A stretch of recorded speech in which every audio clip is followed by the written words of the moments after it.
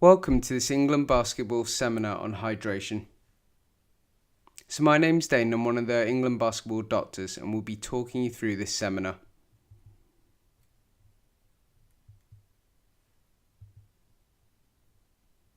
So firstly, before we begin, we're going to have a look at an introduction to hydration.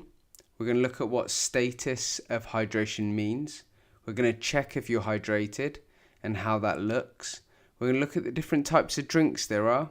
We're going to talk a little bit about oral hygiene or the health of your teeth. And then we're going to look at some top key tips. So firstly, you've got a 5-minute task. So pause this video and in 2s and 3s, please write down or discuss what you think hydration is. So how would you explain it and what does the term hydration mean to you? So you have 5 minutes in 2s and 3s to discuss this question.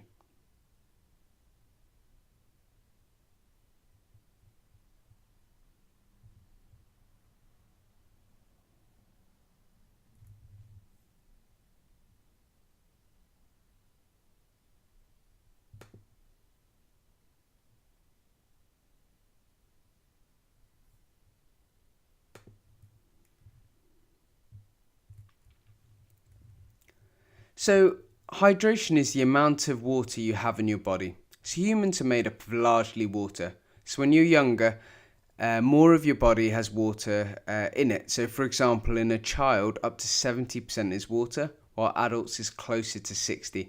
So making sure we drink enough is extremely important for normal body functions. So how do you know if you're hydrated? First, I want you to take a few minutes to discuss all the different ways you can tell if you are hydrated or dehydrated. So again, you've got 5 minutes in 2s and 3s. Tell us all the different ways you know you are hydrated or dehydrated.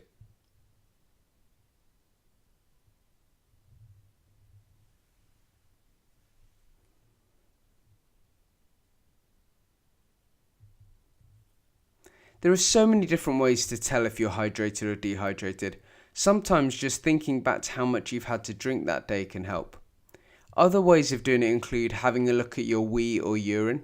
So for example, if the colour of your wee or urine is darker, then you're more likely to be dehydrated. So if you have a look at this chart here, you can see that the darker the colour, the more dehydrated you are.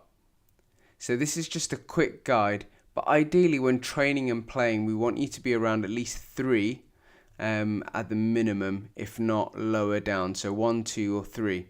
The darker you are, the more you realise you are dehydrated and the more you need to take on board in terms of fluids.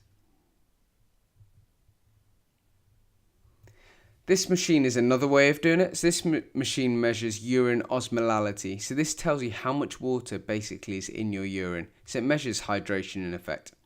Some elite professional teams have these and they take a sample of the player or the athlete's wee and put it through the machine to check. While it can be useful, most people find the colour of your urine almost tells you the same information and it's significantly cheaper and more importantly, it's not even messy. So next, let's have a look at performance. So you've got 5 minutes again in 2s and 3s. I want you to discuss why is being hydrated so important to basketball. Take 5 minutes again in 2s and 3s.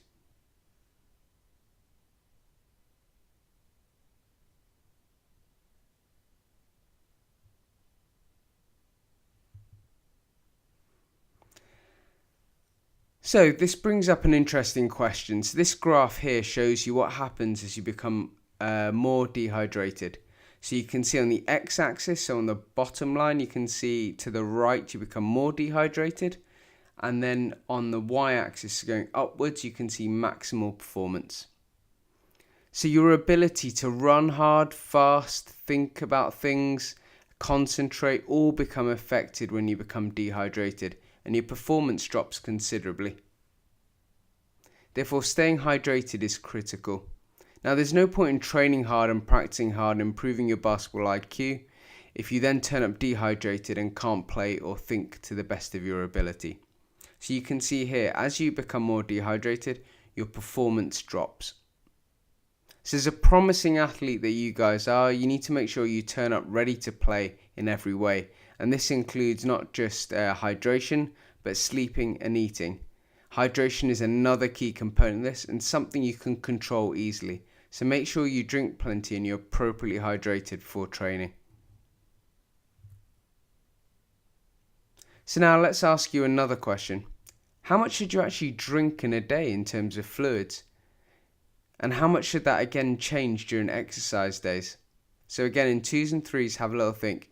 How much should you drink a day in terms of fluids? Why?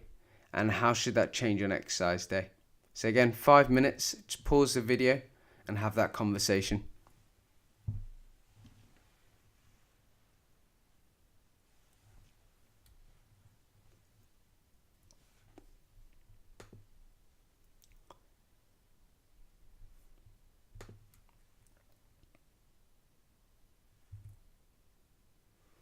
So how much you should drink in a day is dependent on so many things, so it's hard to give you a clear answer. It does depend on how big you are, depends on how much exercise you do, depends on how hard that exercise was, and it also depends on other things like the temperature of the room. But as a rough rule of thumb, we want to make sure you get about 6 to 8 glasses of water in a day. Now during exercise, you should also carry water with you or fluids with you in a bottle. Now the best thing to do, best practice wise really, as a rough rule of thumb would be to bring a litres bottle with you and drink as you feel you need it during exercise. Now it's good practice to take on board some fluids during breaks and matches as well as practice. Your body will almost tell you when to do it and you're almost driven by your own thirst. Sometimes we can complicate the matter more than this, but ultimately, are you thirsty? If you are, drink plenty. So in terms of drink types, now there are many sports drinks out there and this market is a minefield in itself. Now they are well marketed and you can see them in lots of leisure centres and vending machines, particularly the Lucozade brand. Now they can be good and better than water, but that really depends on what you're doing. So let's first start with the basics. So there are 3 basic types of drinks. There's hypotonic, isotonic and hypertonic. I've used Lucozade here for the example, but there are many other examples. For example, GB Basketball uses iPro. So hypertonic drinks have a very low sugar content in them. Isotonic has more sugar in them, and hypertonic has quite a lot. The research says that if your exercise is constantly over an hour, then there is some benefit to an isotonic drink. So this is that medium amount of sugar. Basketball being a stop-start sport, whether it's actually really helpful depends on the intensity of the session, how continuous it really was. For most sessions, a hypertonic solution that's low in sugar is fine. For the purpose of our talk, we can also kind of include water in this hypotonic group. There is no evidence to suggest that other sports drinks are better. But if you're doing hard, longer training sessions, which are consistently over an hour, then you may want to consider an isotonic drink because there is some evidence that will improve performance.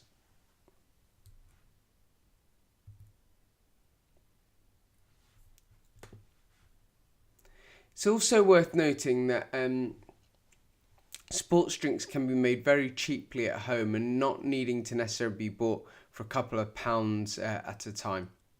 So you can make an appropriate sports drink by adding water to some cordial and potentially maybe adding in sugar or other additives as well. Now you can see 2 different examples either. You can either do it with squash or with proper fruit juice. So I'll just take a minute to take a note of how to make these.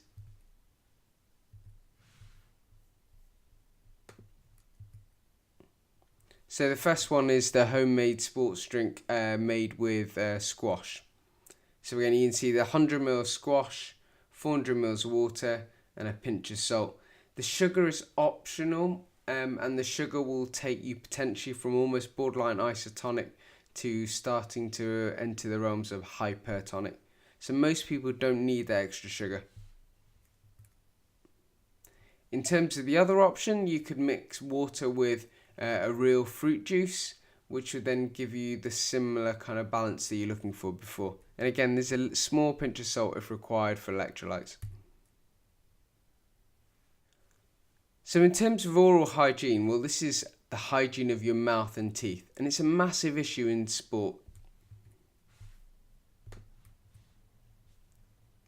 In sport, there are a lot of examples of professional football players, but also other professional athletes with really poor teeth.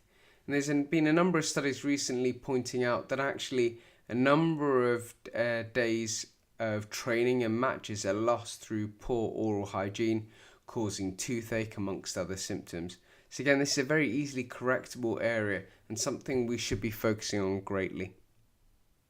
Now, the issue for these footballers having poor teeth is because of their job itself. So they're more likely to eat sugary foods, sugary drinks, and they're more likely to snack more often, all of which can contribute towards tooth decay if not managed correctly. So here are some key tips for you. So if you can, post drinking, that is drinking a sugary drink, juice, sports drink, rinse your mouth out with water.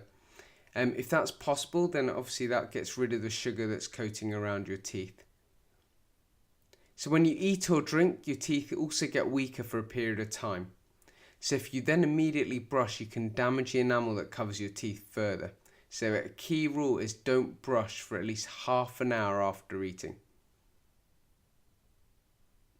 Now it's best to brush in the morning and before you eat breakfast, and then at night time well after you've just eaten. If you want to do any additional brushes, make sure it's at least 30 minutes after eating.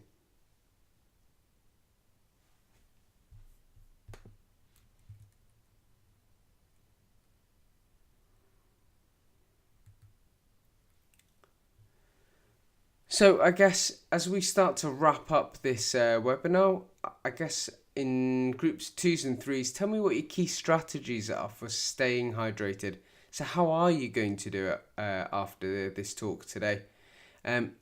Again, take 5 minutes, have a think about how are you going to stay hydrated and what are you really going to take forwards and do yourself from now on to make sure you're always performing at your best.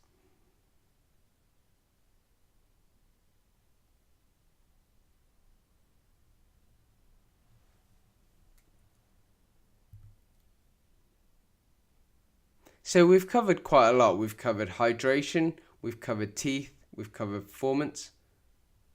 But ultimately, here are the key points and my top 5 tips to take away. So 1, drink 1 to 2 glasses of water with every meal. 2, drink a glass between meals. 3, check your pee. Is it dark? If it is, try and drink a little bit more. 4, consider isotonic drink only for training, because usually in game days no one has done an hour continuously, so that's not really required. And even in training, consider if it's required. So for example, if they're not doing an hour of consistent exercise, then you might argue it's a waste of their time and money as well. So we can at least give them that advice.